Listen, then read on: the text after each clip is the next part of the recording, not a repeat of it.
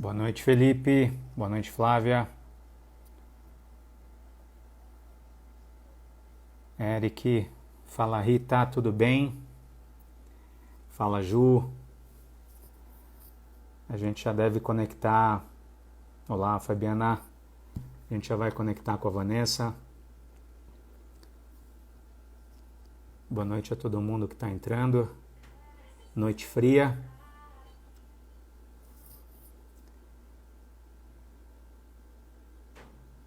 Falar um pouquinho de varejo, de liderança transformadora.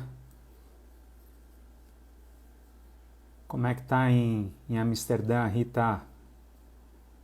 Calor delicioso por aí, né?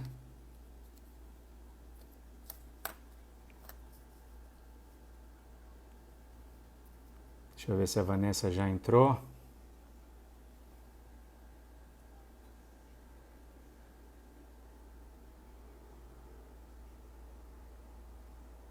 Fala, Andressa. Tudo bem? Só esperar um pouquinho que ela já deve estar conectando.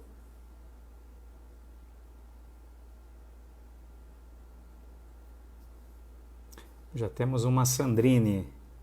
Agora falta só a Vanessa.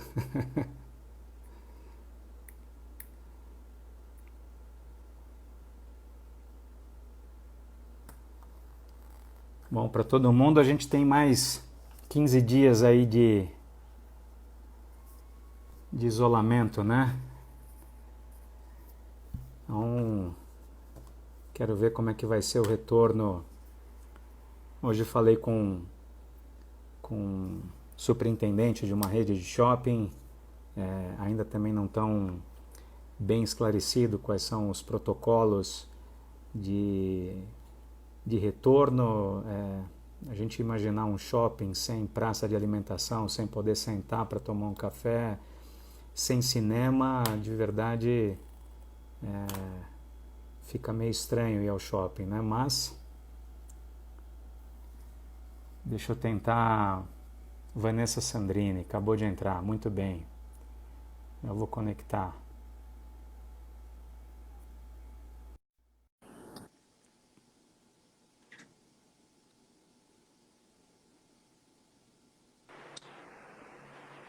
Fala, Vanessa. Oi, Baraldi. Tudo bem, querido? Eu tô muito bem, e você? Tudo ótimo. Melhor agora. Como é que tá Um o dia clima aí na... tenso, então esse momento tá ótimo. E o clima aí na Bahia? O clima na Bahia tá quente, tá fervendo, enquanto São Paulo vocês estão no inverno nova-iorquino. Pois é, aqui pra gente já começou aquele friozinho que quando você consegue enxergar o sol, onde tem sol, ficar debaixo dele para aquecer um pouquinho, mas durante o dia tem feito frio, à noite então tá aquele friozinho típico de São Paulo, né? Ah, é bom para um vinho, bom para um queijo. Bom, bom, sem dúvida. Bom te ver de novo, bom falar contigo, obrigado pelo convite, dá uma boa noite para todo mundo que está entrando aí, está nos acompanhando. Estava vendo hoje uma notícia interessante, né? Tem uma plataforma, a Juliana e a Rita, principalmente a Ju Belmontes, que cuida aqui de toda a plataforma digital da ABM. Aliás, tem feito um belíssimo trabalho, né, Ju? Parabéns. Ela também trabalha para uma plataforma que chama Orkana, e eles estão trazendo aí alguns dados do crescimento de inscrições na plataforma de freelancers. Eles fazem um trabalho bacana de trabalhar essa plataforma para freelancers, né? Então, tem lá um Interessante. crescimento. Bem interessante. Então, tem um crescimento aí em torno de uns 32%. E eles apontam também quais são as áreas que mais estão demandando esse crescimento, né? Então tem lá, inclusive, um apoio para ajudar a quem está começando agora a entender um pouquinho de como precificar. Acho que é uma nova modalidade também, né, Vanessa, para quem está nesse formato de casa, podendo atender remotamente o Brasil inteiro, fora, inclusive, o trabalho freelancer tende a a crescer, né? Precisa ver como é que vai ser a regulamentação por trás de tudo isso, né? Engraçado. Primeiro, boa noite a todos. Estou vendo uma turma já entrando, alguns amigos queridos. Então, bom estar nessa sala de estar com vocês. Mesmo que eu não esteja vendo, estou recebendo as vibrações positivas. Um abraço em todos. Essa coisa do freelancer, você sabe que foi um insight que eu tive no meio do processo do Covid, que eu imaginei os executivos se tornando disponíveis para a sociedade, para as empresas, num momento tão desafiador. Então, tem muitas empresas que não têm condições financeiras de contratar os executivos ou ter eles Oi, disponíveis tá. na sua estrutura. Oi, está cortando o Deu seu, viu, Baraldi? o meu, Você está congelado para mim.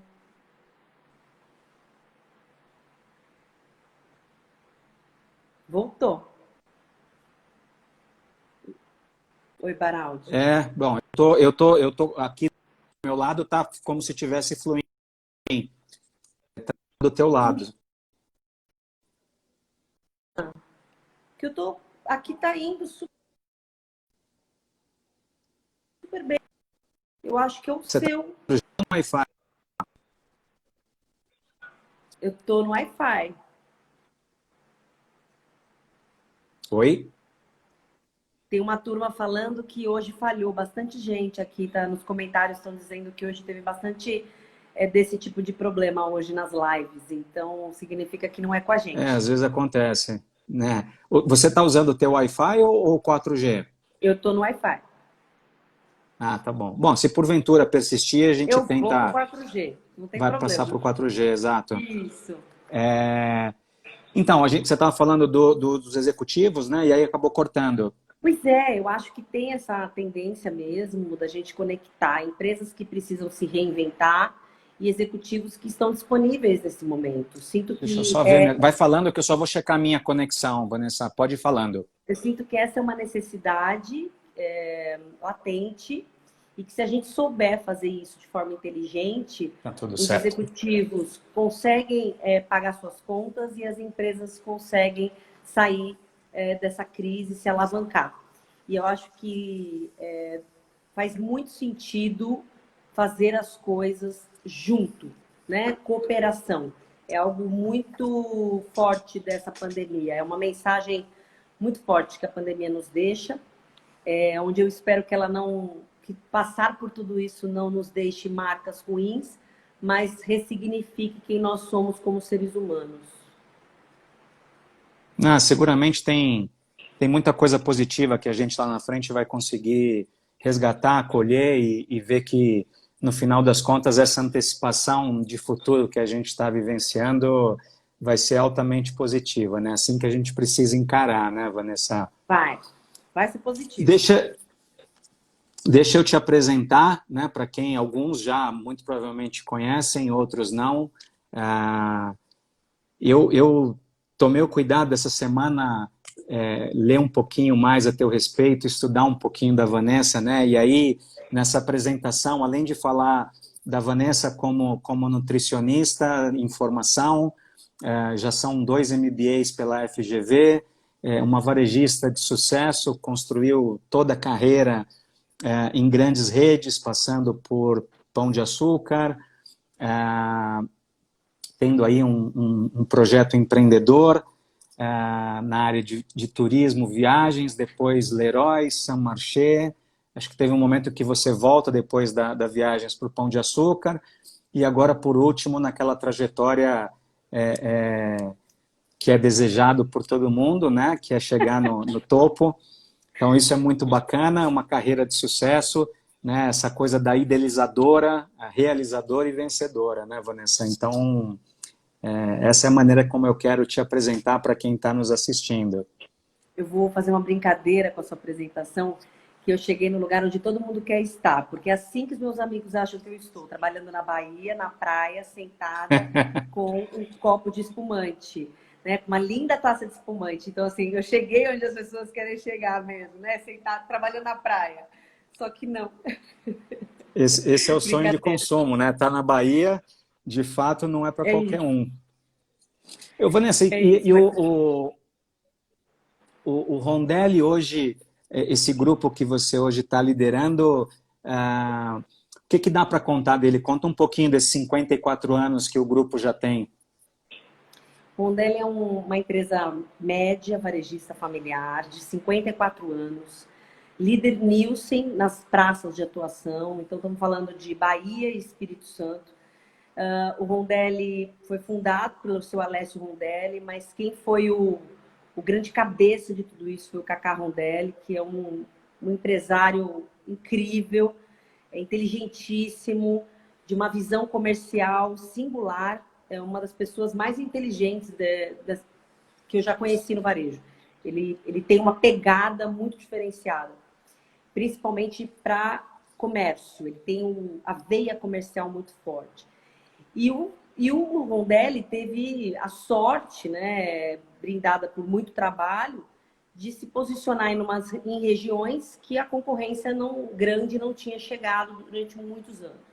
Então, ele se estabeleceu, cresceu, fidelizou e construiu um legado.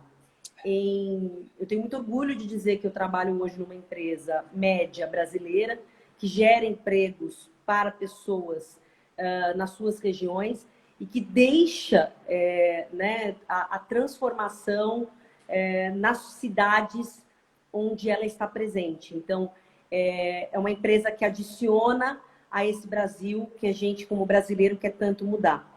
Então, é um orgulho fazer parte de uma empresa desse porte. Óbvio que construir minha carreira em empresas grandes, hipocrisia falar que não é bacana passar por uma empresa grande, mas chegar nesse momento da vida e poder fazer essa troca com uma empresa média é muito gratificante. E aí a gente está falando de 21 lojas, são 9 adegas, eu tenho atacados, eu tenho Uhum. supermercado premium, enfim, é uma grande rede que faz um trabalho impecável nas regiões de atuação. Muito bom. Ô, Vanessa, a gente vai falar um pouquinho, né, desse caminho para a liderança de sucesso, o propósito que está por trás dele, né?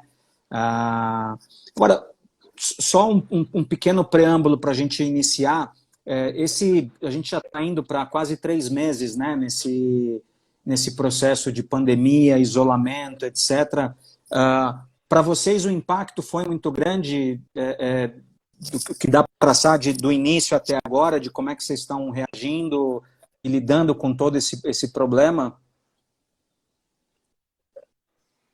A pandemia nos provocou, eu sou uma pessoa muito planejadora, então eu convivi com 2 semanas onde eu fui convidada a jogar o planejamento no chão e planejar o dia. Então foi um dia de cada vez. Os primeiros 14 dias, né, eu brinco que o dia fatídico lá, 16 de março, mudou toda a nossa rotina. E foi preciso pensar fora da caixa, mas como grande prioridade a segurança dos nossos clientes e dos nossos colaboradores. Então, em geral, a prioridade no varejo é gerar resultado. E num momento como a pandemia, o resboras seja importante para manter as empresas de pé, a segurança foi muito mais relevante. Então, coloca-se o resultado de lado, ele é uma consequência, a fidelização, a vinda do cliente, e prioriza o bem-estar de todos os que estão envolvidos. Principalmente porque nós estamos falando de pessoas que estão saindo de casa, indo trabalhar, enquanto muitas pessoas estão podendo ficar em casa, fato, na quarentena. E o fique em casa para essas pessoas é impossível. Então, elas estão indo trabalhar para nos ajudar a ter a comida na mesa. É um trabalho muito digno. Isso é muito bom. Isso é muito bom. Ô, Vanessa, Eu a gente... convivi com um É? desafio. Eu Não, convivi com um desafio aqui, Ale, que foi, acho que o mais difícil. Então, são 14 decretos. Então,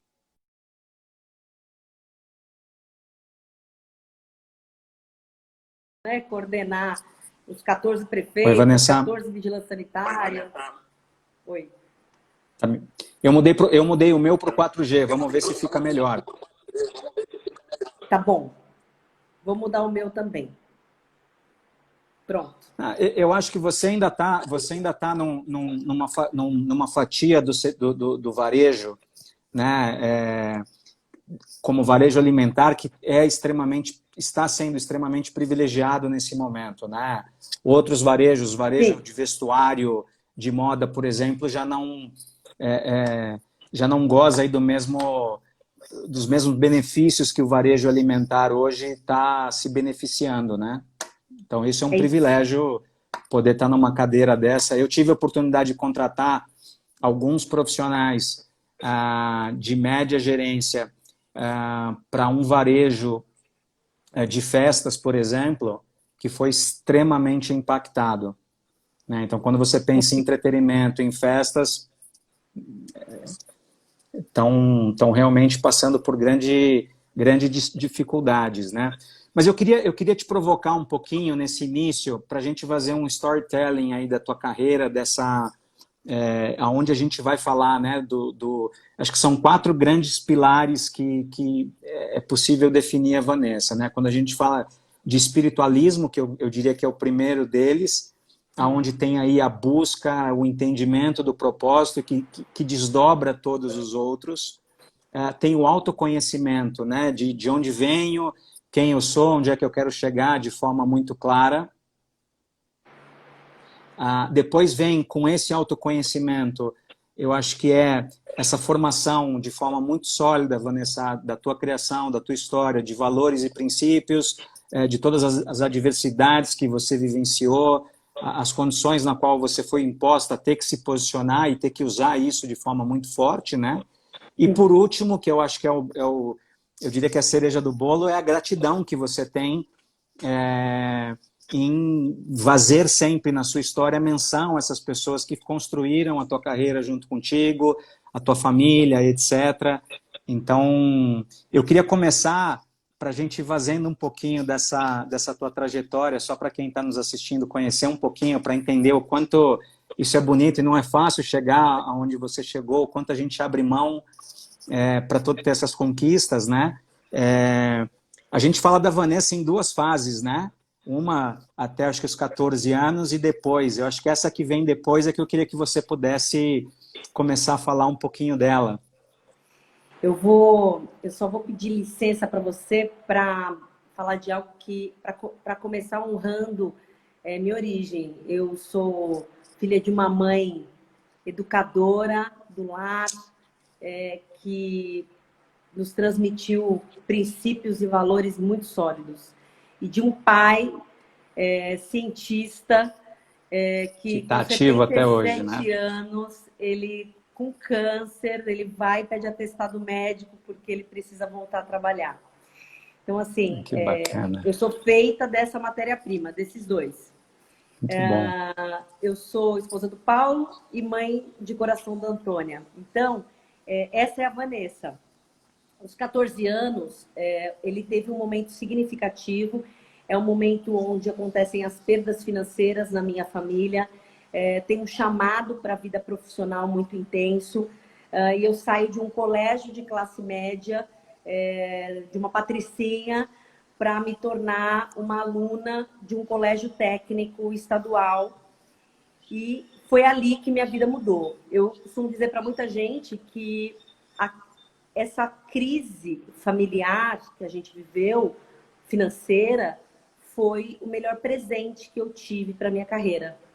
Então, muito cedo eu aprendi que os maiores desafios que a vida nos coloca, né, nos apresenta, são as grandes chances que a gente tem de crescer e de ter ganhos. Então, foi ali para mim, eu só conectei isso mais tarde, mas eu tenho certeza que foi determinante para quem eu sou hoje. E aí, uma nova vida, novos amigos, me vi de frente com situações e cenários que eu não tive acesso. Então, foi muito difícil ver droga, ver pobreza, pessoas sem condições de ir para o colégio. Então, a vida como ela é, né? E não com a pintura que eu tinha, que era com uma tinta em tons pastéis, a vida veio mais carregada naquele momento. E aí eu... E, pode falar. Pergunta. Não, e aí eu ia. Acho que vem a descoberta da empreendedora, né?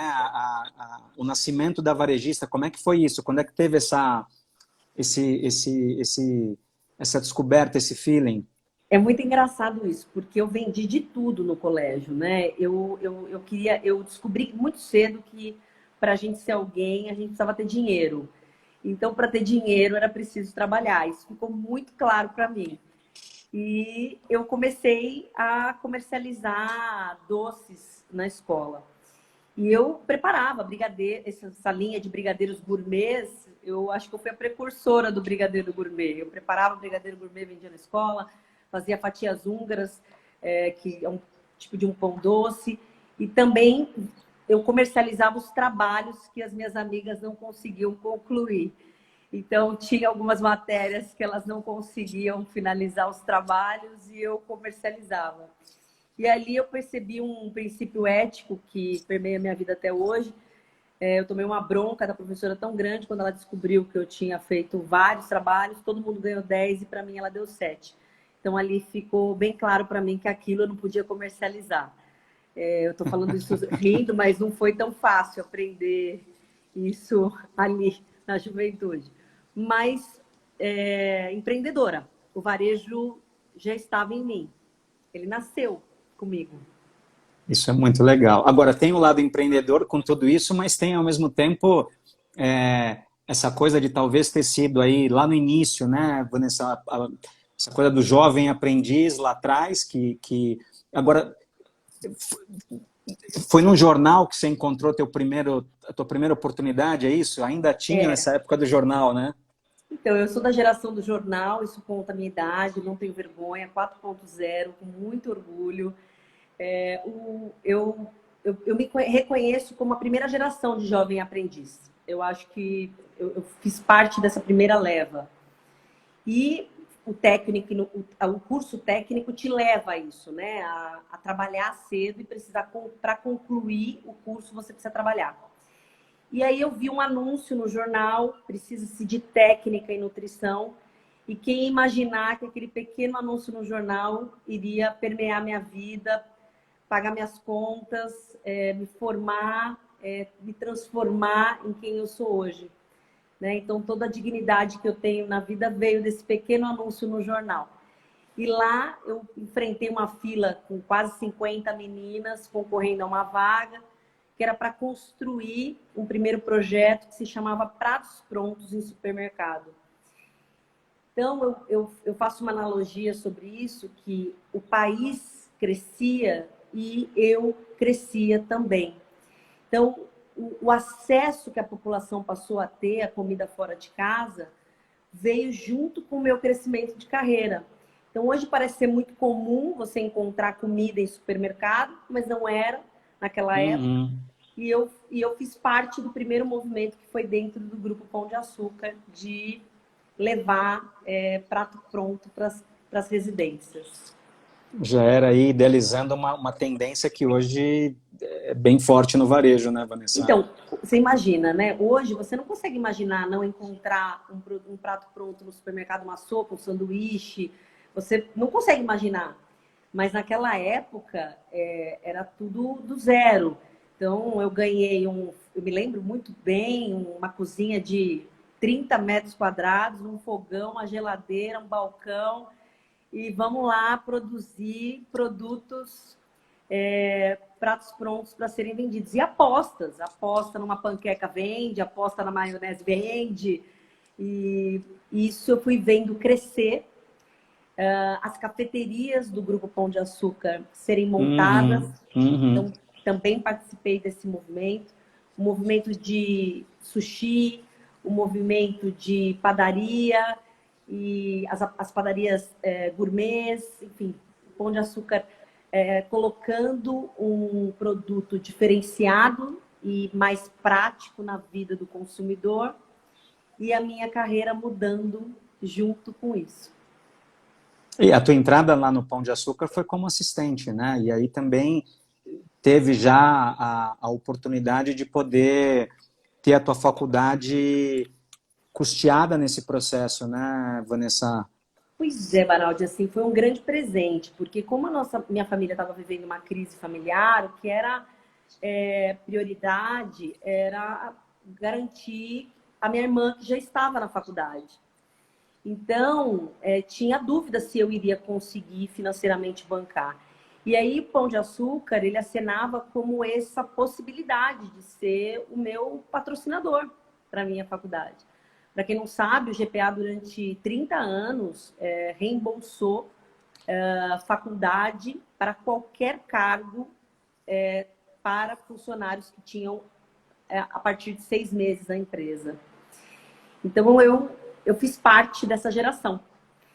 E no Grupo Pão de Açúcar, eu comecei na área de pratos prontos, dentro de operações, e dentro de operações me permitiu ir para a área comercial. E aí, na área comercial, é onde eu começo a trilhar uma carreira voltada a produto e negócios. Então, eu saio da operação e começo a dar sequência a essa carreira que eu tenho até hoje, né? Então, começa lá em 97. Aí que você começou a voar, né? Eu começo a voar. Batendo asa pequena, não sabendo que era impossível, eu fui lá e tentei. E o GPA foi muito... O GPA, ele é muito desenvolvedor, então eu tenho uma gratidão enorme por tudo que o GPA me proporcionou. Eu me coloquei disponível, eu me joguei para cada desafio que o GPA apresentava, e também foi me capacitando e me transformando na executiva, que posso dizer que 50% da executiva que eu sou hoje vem dessa estrutura da formação do GPA. Da formação do GPA. Então, eu tive a oportunidade de completar minha faculdade. Fiz a formação em nutrição. Essa formação, ela não era condizente para que eu continuasse a prosseguir, evoluir na área comercial, que era onde minha carreira estava acontecendo. Então, o GPA investe no meu primeiro MBA. E eu fui promovida muito cedo, fui uma das pessoas 26 mais anos, jovens, né? Com 26 anos, a gerente comercial nacional. E aos 29, o que aconteceu? Que marco que teve aos 29 anos? Aos 29 anos, eu passei por uma perda familiar muito grande, e eu senti a dureza da vida. Então, assim, algumas coisas, às vezes, vêm para nos ajudar a ver a vida como ela é, a tirar uma parte do óculos rosa, que ainda estava presente em mim, e eu entendi que a vida, ela não era feita de uma empresa com amigos. Então, foi duro descobrir isso, mas, ao mesmo tempo, vivenciar essa dureza deixa em mim uma marca na minha liderança, que é a minha marca mais forte até hoje. As empresas são feitas de humanos, e humanos passam por problemas e questões pessoais. Então, a cada liderado meu, eu tento e me coloco à disposição para que eles possam ser humanos e não serem cobrados a serem máquinas. Então, num momento muito desafiador da minha vida, eu fui cobrada a ser uma máquina, num momento de muita dor, e eu não transformei isso em uma cicatriz, mas eu transmutei isso em um perfil da minha liderança, que é cuidar de gente. Mas é nesse momento, o processo, Vanessa, que você se intitula um pouco dessa transformação de mulher um pouco mais bruta nesse processo, até por transitar num meio que até então, principalmente nessa época, tinha muito pouca diversidade, né? Quando a gente pensa na liderança, no público feminino, no meio do varejo. Olha, você sabe que naquele momento eu eu descobri que para que eu fosse em frente, eu teria que ser dura e eu teria que ser mais masculina. Então, seria impossível eu alcançar, eu continuar crescendo se eu não tomasse uma postura que não era a minha essência. Toda a liderança no varejo, a diretoria em geral, estamos falando de 90% homens. Então, chegar lá exigiu de mim abrir mão da feminilidade. Mas eu só fui conectar que eu abri mão da minha essência feminina mais tarde. Eu passei, eu atropelei, eu quis transpor, eu quis ganhar as cadeiras, eu quis ganhar as posições. Estava focada, né? Mas mais tarde eu entendi qual era o preço disso. E não só para mim, mas para todas as mulheres que trabalhavam comigo e que eram minhas pares. Então, essa conexão, ela é a minha segunda sacada, né? Quando eu falo de gente, que é independente da minha opção sexual, independente do meu gênero, independente da minha cor, a minha vontade de chegar lá deve ser o único obstáculo para que eu chegue lá. Então, quem eu sou, se eu sou gênero feminino ou masculino, não deveria ser uma barreira. Claro. Mas ela é, até hoje, uma barreira hercúlea. Agora, eu cheguei lá. E cheguei lá me transformando num menino. Então, eu olhei para como os homens atuavam e me espelhei nesse modelo para estar lá. Mas tomei uma decisão muito difícil ao chegar lá, que era chegar até aqui, eu passei as barreiras agindo como eles. Mas eu não quero deixar como legado ser uma mulher masculinizada. Eu quero trazer o feminino à tona e quero promover o feminino nas minhas equipes. Então, passei a ter como meta o desenvolvimento de mulheres nas minhas equipes, então, e permitir que elas pudessem se desenvolver e alcançar as cadeiras que elas desejassem. Excelente. E 2011 tem um término aí de casamento, uma nova identidade, e aí vai experimentar um lado empreendedor, Vanessa? Pois é, eu estava no GPA já há muitos anos e eu queria testar e ir para outras cadeiras. A vivência dessa passagem de dor e perceber que o GPA não iria me permitir ousar outras cadeiras me levou a pedir demissão do Grupo Pão de Açúcar, depois de muitos anos. Então, muitos foram contra o meu pedido de demissão, mas hoje, acho que a maioria dos que foram contra concordam que foi a melhor decisão que eu tomei. Porque quando eu peço demissão do Pão de Açúcar em 2011, eu abro mão de ser a Vanessa do Pão de Açúcar para me tornar a Vanessa Sandrini. Muito jovem, que já tinha uma carreira muito profunda no GPA, mas que tinha o receio de ter algemas a ser só do GPA. Uhum. Então, fui para o mundo, eu entrei numa startup de viagens online, eu criei todo o projeto, todo o business plan, apresentei para investidores anjo, tropicalizei a ferramenta para o Brasil, aquilo que naquela época não era comum também, que era comprar o pacote de viagens todo online, o modelo Decolar. Então, assim, nascia em 2011 os modelos de viagem.com. Até aquela data, as pessoas iam em agências de viagens para comprar, né, os seus pacotes. E eu pude construir essa startup e vê-la nascer. Eu empreendi. Fui gerente geral do projeto, fui assistente do projeto, fui a gerente de marketing do projeto, assistente de marketing, colocava o post nas redes sociais, ia no banco analisar viabilidade de crédito. Então, eu vivenciei de forma muito ampla o sentimento de uma startup, e que foi imprescindível para que eu mudasse o meu modelo mental Uhum. para um modelo de agilidade. É melhor feito do que perfeito. E planejado, tudo consegue ser colocado de pé no prazo. Então, foram essas características que eu ganhei com o É o projeto de processo de viagem. amadurecimento, né? Da formação de um grande executivo, de uma grande executiva, passa por todos esses altos e baixos, né, Vanessa? Mas Passa. aí vem um pouquinho dessa mudança, volta para o varejo. Nesse momento, você não é um momento em que você volta para o GPA, né? Você vai para a Leroy, é isso? Aí eu vou para Leroy Merlin.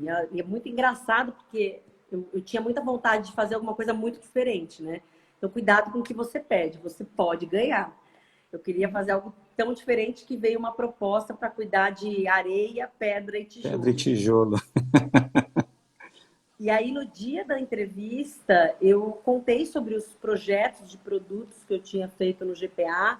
Eu tenho 2 cases, fiz vários projetos, Caras do Brasil, mas eu tenho 2 projetos que são muito importantes para minha carreira, que foi o projeto do frango assado, que se tornou um produto padrão no Brasil inteiro, com um tempero do Grupo Pão de Açúcar, e o projeto de sous vide, de comida pronta, que chega aos supermercados com uma tecnologia francesa, uma parceria com o chefe de cozinha, que é o Alain Poleto.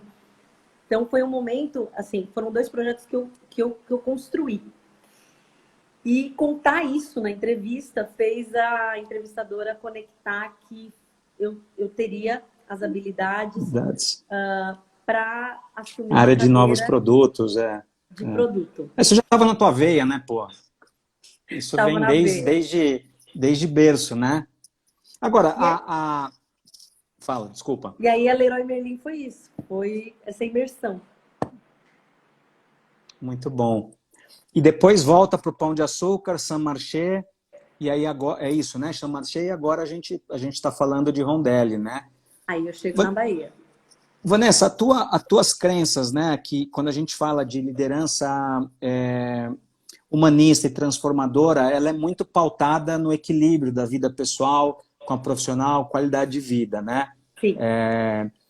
Eu imagino que nesse momento você também está aí numa dicotomia, né? Porque é o desejo de estar onde está na carreira, de ter conquistado o que você conquistou, de estar nesse posto, porque isso é fantástico, mas ao mesmo tempo você está vivendo um pouquinho esse processo. Como é que está sendo isso? De olhar tudo aquilo que você sempre defendeu, de qualidade de vida, vida pessoal, o trabalho, e nesse momento você está de novo colocando a executiva em primeiro lugar, ou não? Como é que está sendo isso? Olha, você sabe, Baraldi, que eu busquei o equilíbrio na minha vida e eu coloquei ele como prioridade em 2014, quando eu construo um blog que se chama Com Sal e Com Açúcar. Então, o equilíbrio se tornou uma prioridade. Quem não sabe, escrevi um livro sobre alimentos e tem esse blog até hoje, são quase 40 mil seguidores. Então, é o hobby, né? A outra parte que as pessoas não conhecem. Mas o Com Sal e Com Açúcar, ele permeia os meus princípios, que para ser um executivo de sucesso, eu preciso estar inteiro. E quando eu vim para a Bahia, eu ouvi de uma pessoa que eu precisava enxergar a vida além da borda, que eu era muito paulista. E aí, quando eu chego na Bahia, ela está entre as coisas mais lindas que eu já recebi. Quando eu falo das coisas mais lindas, é porque a Bahia, ela me mostra um outro Brasil. E eu consegui conciliar essa vida de Bahia com São Paulo, e tudo vinha bem, a família amando, a Antônia adorando, Paulo adorando, estava tudo funcionando. Agora tem uma casa na Bahia. e aí a gente amanhece com o Covid-19. E o Covid-19 me impede de ir para casa. Eu fiquei 40 dias sem voltar para São Paulo.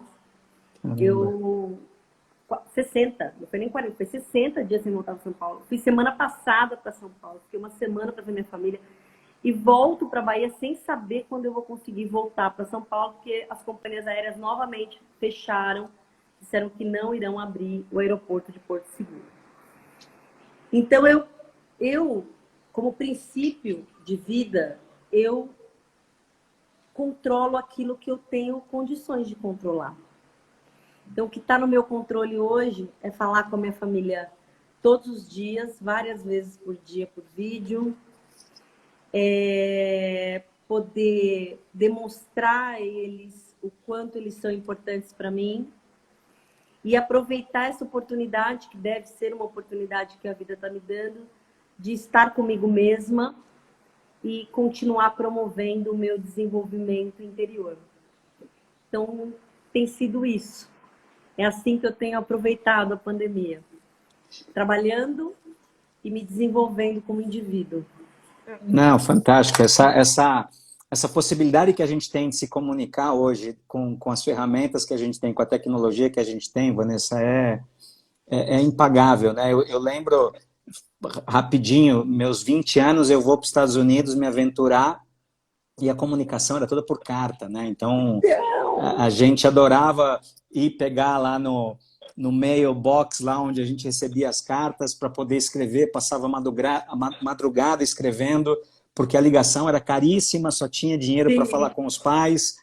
Então, hoje é fantástico. Ainda que seja duro, mas esse processo de vídeo hoje, de comunicação, ele corta muitos caminhos, facilita muito para a gente, né?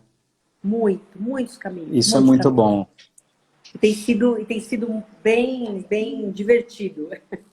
E essa viagem de onde você está para São Paulo também não é nem um pouco agradável de fazer de carro, né? Não é. Assim, eu testei agora a minha ida, né, para São Paulo. Foram 22 horas, eu brinquei que eu fui até Dubai. Poxa.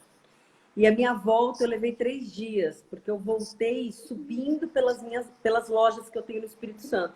Então eu levei 3 dias para chegar em casa. É desesperador. Escuta, se a gente for falar agora do que é essa liderança transformadora, a gente olhar para o teu momento, Rondelli, quais são, de um ano e pouquinho para cá, 1 ano e meio, né? Mais ou menos que você está nessa cadeira, que dá para falar, Vanessa, das principais entregas hoje, nesse período todo que você já está aí dentro?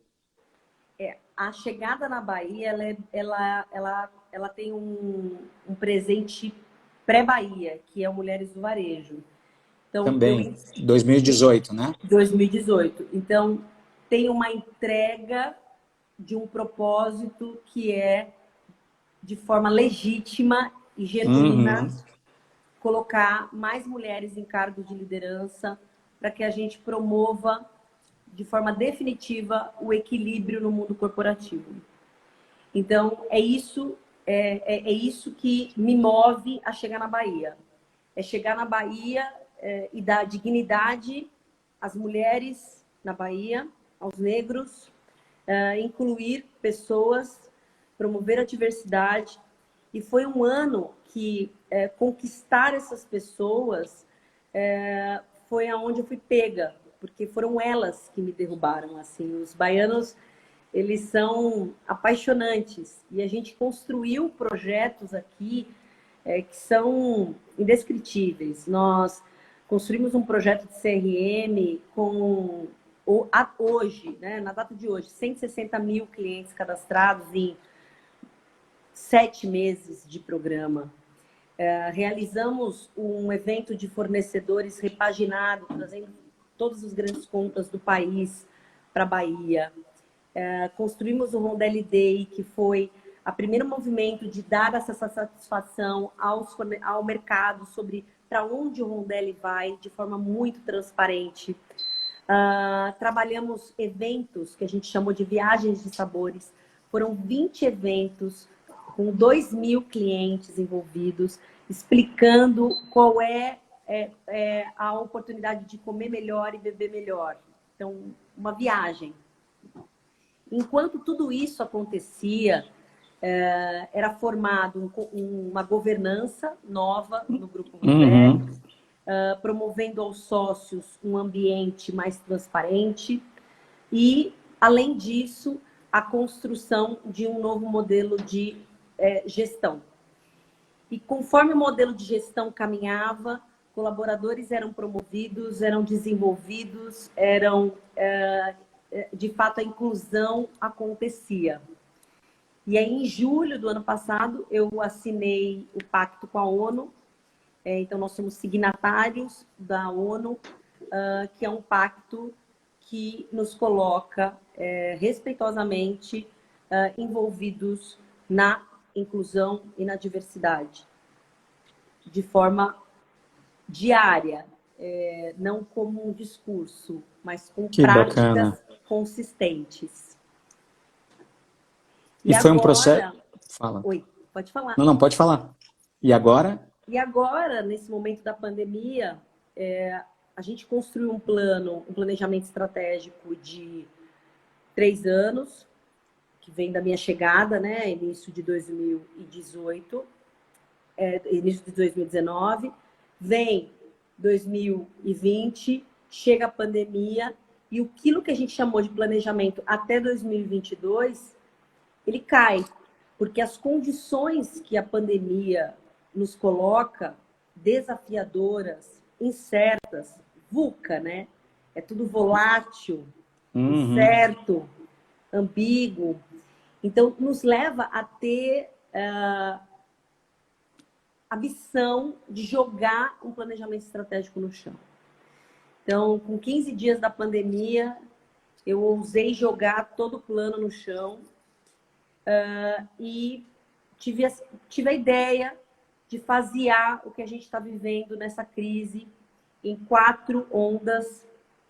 E dessas ondas, convidei 8 especialistas de mercado, pessoas com profundidade nas pastas que eles atuam. Somei a 8 executivos do Rondelli para construirmos juntos o novo normal, os possíveis cenários. Então, sabendo que estava tudo muito desafiador, então era importante que a gente fizesse isso a muitas mãos, para mitigar a chance de errar no plano. E poder, de fato, na hora que a crise, né, a pandemia acabar e a crise chegar, a gente esteja pronto para qualquer cenário. Então, foi um exercício muito valioso, que a gente se sentiu tão bem, os executivos que participaram, que a gente está conseguindo levar isso já em projeto piloto para 3 outros varejistas médios. Com o mesmo grupo de executivos que está assessorando vocês nesse conselho consultivo?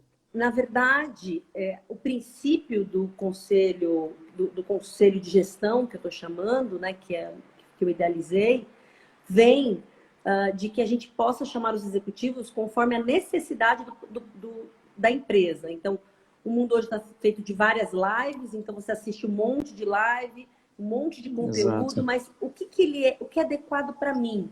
Então, nós escrevemos um script para identificar as necessidades reais do varejista e, a partir desse script, a gente convida os executivos corretos para aquela necessidade. Então, nesses testes que a gente vai fazer agora, tem executivos novos de assuntos que o Rondelli, por exemplo, não tinha necessidade de abordar. E eles são trazidos pela rede de contatos um do outro, Vanessa, com expertises diferentes? Como é que você visualizou isso, olhando a necessidade do grupo, formar esse grupo heterogêneo de gente tão boa, com tanto tempo de experiência?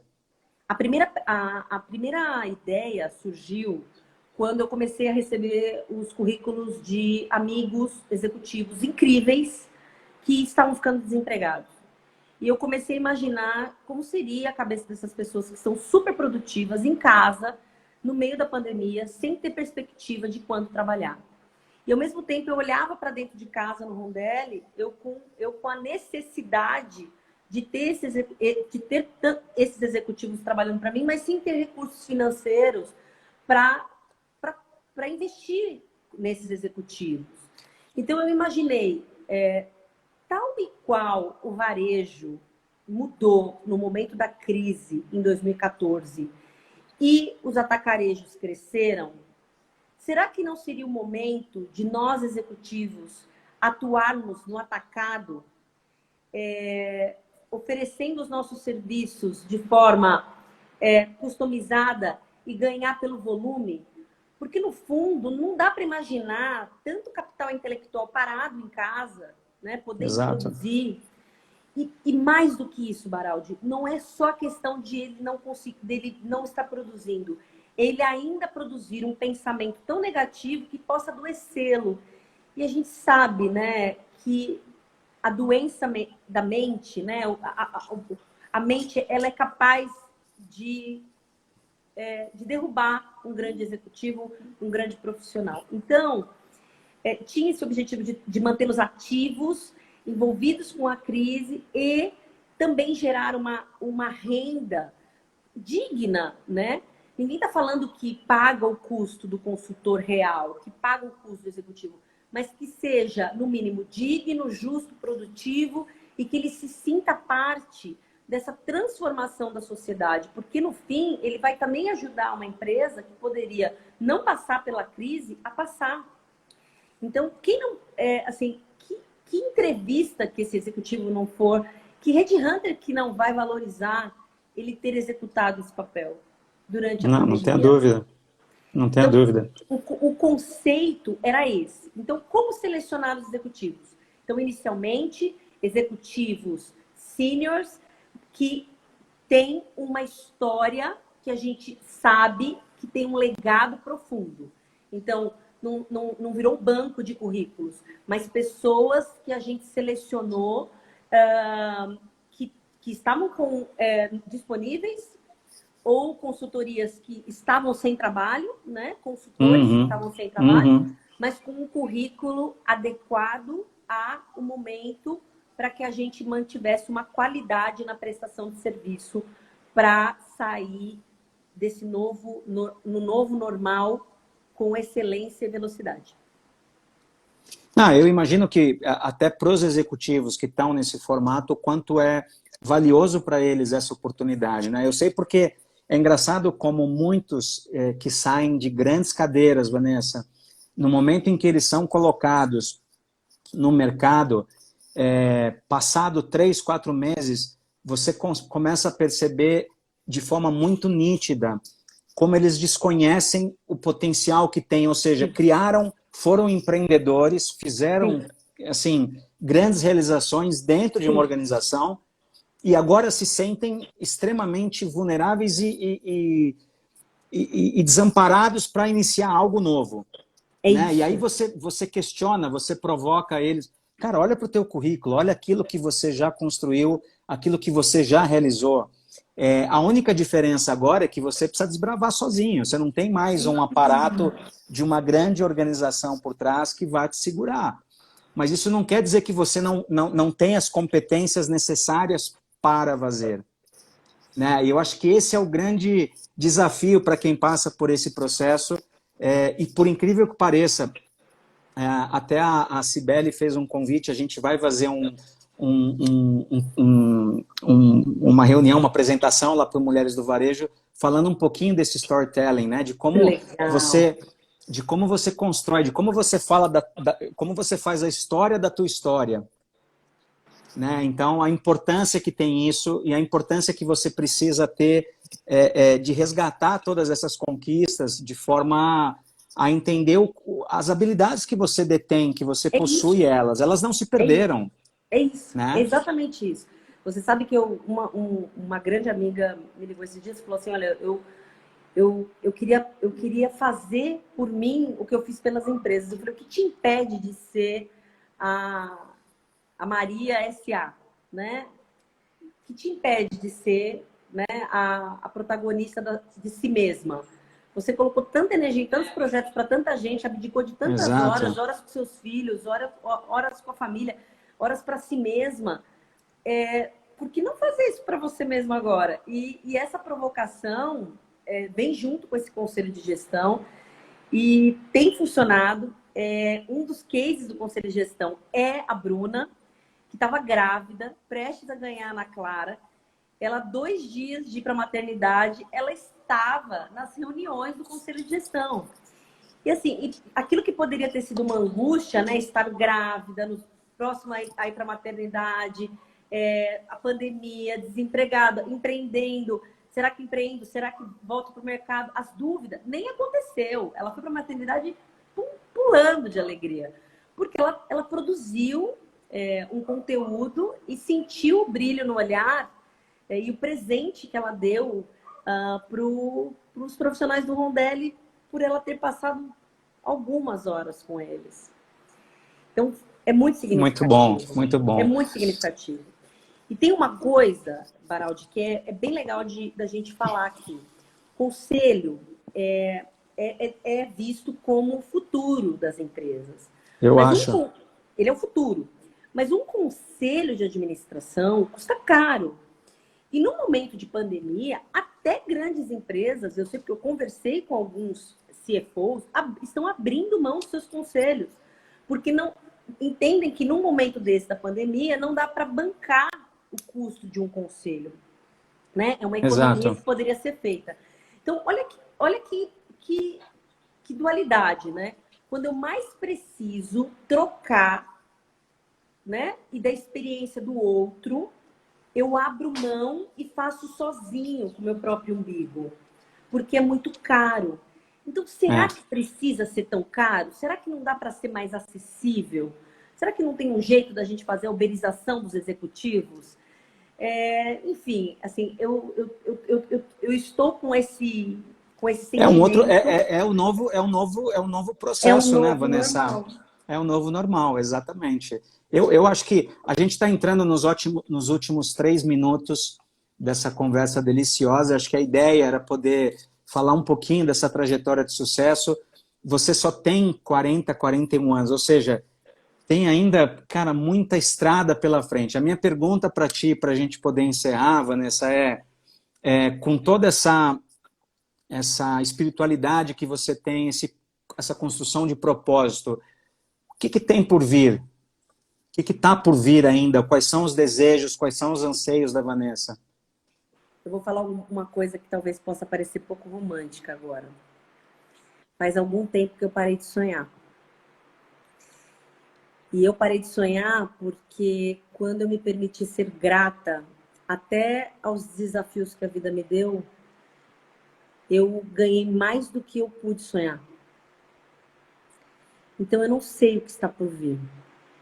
Mas eu tenho uma certeza e uma consciência de que o que vier vai me transformar em alguém melhor.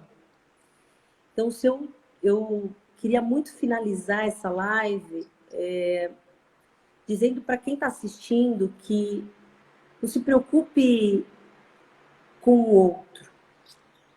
Lidere a si mesmo primeiro. Busque essa autoliderança. E quando você buscar essa autoliderança, não se esqueça de onde você veio. Porque quando estiver doendo lá no meio do caminho, você se lembrar de onde você veio, você vai ser generoso com você. Gerencie as suas expectativas. Permita a vida mostrar. Se o sapato está apertado, é porque não é para você. Ele não te serve. Seu maior oponente é você mesmo. Não tem ninguém na empresa, não tem nenhum cara tentando te... Não tem nenhuma mulher, não tem. O maior oponente é você. É você contra você. Concorda? Nós somos o que pensamos que somos. Exatamente isso.